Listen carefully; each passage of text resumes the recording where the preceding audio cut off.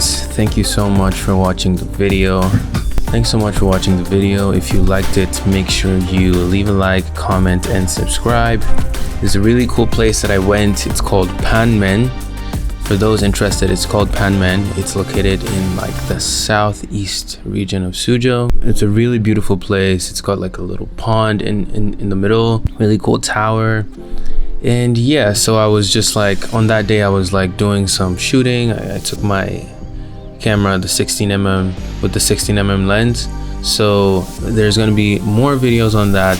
Stay tuned. Next week there's gonna be another video coming up on this. This is where I take this 16mm lens and I do some night photography. So stay tuned for that, and make sure you leave a like, subscribe, comment, and I will see you all in the next video.